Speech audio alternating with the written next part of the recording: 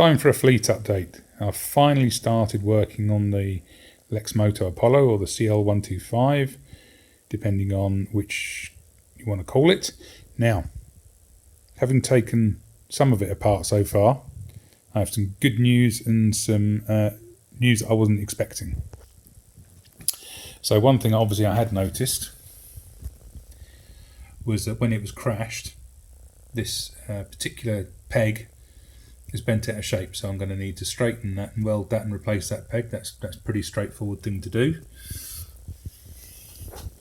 If I move round to the front here, if I put the camera sideways, you'll see a slight alignment issue there. So yeah, what I'm going to do is I'm going to just replace the yoke, the upper yoke, and the forks, because it's honestly it's pennies, relatively speaking, for these bits. I mean, this has got, these forks have got corrosion on them anyway, so it's not really worth attempting to try and resuscitate those. There is movement in the brakes now. I've taken them off because these were seized on, but I'm just simply going to buy some new calipers again, because the joy of these bikes is that nothing, well, almost nothing costs a fortune on it. So you can really fill your boots and make everything right on these and still not spend a vast quantity of cash. So over there you can see my early scrap pile of all the bits that definitely need replacing, and there's a few more bits and pieces that I'm keeping. Let's turn the ignition on, show she's alive. It's quite a nice little dashboard, this. I like this. I've given this a clean, and you can see it's done, I didn't even know this, it's done just over 11,000 miles. If you saw my posts on social media, you'll notice that the spark plug was somewhat aged, so I'm guessing there may not have been some service work done on this in a significant length of time. I didn't get any keys with the bike, so I have changed the locking system. Now it's interesting, I saw something online about being some wires coming out the side here, so that you could put power to it to sort of release things. Certainly I haven't found those wires yet, but I haven't really dug that deeply, so I'm not sure that this bike has it. Going back around the front again, you'll just notice there seems to be an ongoing theme with this bike. It does seem to be, albeit surface, a lot of surface corrosion. So I'll be taking all the bodywork off, all these ratchet straps off, cleaning the frame, giving it a treatment of anti-rust paint, and then reassembling the bike. Because again, this was absolutely filthy when I opened it up. You can see down here, I haven't quite got into the gap here yet, but this was the condition of the entire inside of this bike. So I'm guessing it was outside for a considerable period of time before it was put right. I have installed a new battery because the old one was clearly cooked, and I'm guessing that this might have been, I didn't test it because I'm just going to throw it straight in the bin, but I'm guessing this might have been some form of parasitic drain permanently going on the battery, which may be why it wasn't even it wasn't the original battery. Well, I don't think it was the original battery in here. I think it's got through at least one battery already because it's burnt through it all. Because the thing that was doing it, if I move back over here, is this phone holder, which I presume has got some form of charging within it. The wire's there, and it was mounted there. And the reason why I was throwing it down here is because when I was trying to start the bike yesterday, yes, the switch was there. Hit by the idiot stick. As soon as I switch the bike on, yes, it starts. Turn the ignition on. Squeeze the brake lever.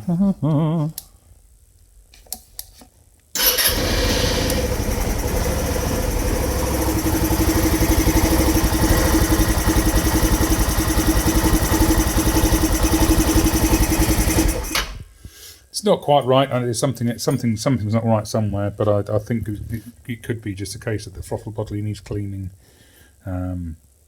because the smell is very acrid from the exhaust, like it's running rich, and that's when it's warmed up as well. So it's not just because I've just started it, but it's just permanently acrid. So there's something going on somewhere with the fueling. But yeah, again, that was seized solid, that bolt there. So I'm gonna have to do some repairs there. More corrosion there that needs cleaning up, more corrosion there. So it may well be just because these are external visible parts. Do you know what? I just stick new bits on. Because again, I mean, it is like going to IKEA. It's the death of 1,000 cuts. Nothing's expect. Well, it is now in IKEA, I suppose. But back in the day, you'd go to IKEA and you'd fill your basket full of £5 and £10 things, and you'd end up suddenly with a £500 trolley, wouldn't you? But yeah, so I've changed all the locks, as you can see. Nice new mechanism here. It was interesting as well. This system here was definitely trashed, so putting new ones of these on has definitely been a good plan. So moving on to the Tiger. I haven't done too much to this. I didn't particularly want to video this because I expected it to be noisy. Let me just squeeze down the side of here. Obviously we have lots and lots of room here. Now, I have fitted a new battery, and just as I predicted, because I wanted to test it first, I think I need to install this because the alarm is dead in some way, shape or form, and then it's not responding to the remotes, and applying power to the bike through the ignition sets the alarm off, which is not the most interesting and fun thing to put on a video because it will basically deafen you when you listen to it, but that makes me more confident where we are. Also, when I topped up the coolant, can't really see it there, that has just stayed full, so I need to check the engine's free, change the spark plugs, change the oil, and then drop in this plug and see where we go. Nice and short on the Firefox. It's done. It's been sitting here done for quite some time, but I have been unable to do anything because I broke my hip a couple of months ago from recording this video. So I am sort of back up and running again from where we are. So I have managed to misplace, irritatingly, one bolt from this because I did have ideas. I wasn't sure, and I'm sure some of you can put in the comments below, is that too much play in the seat? Because I was kind of halfway along the lines of putting some shims into it to tighten that fitting up, but I'm not so sure if I make it too tight, then obviously the lock becomes stiff and it becomes difficult to engage the latch. So let me know your thoughts, and obviously the MOT tester will let me know his thoughts if that's an MOT failure.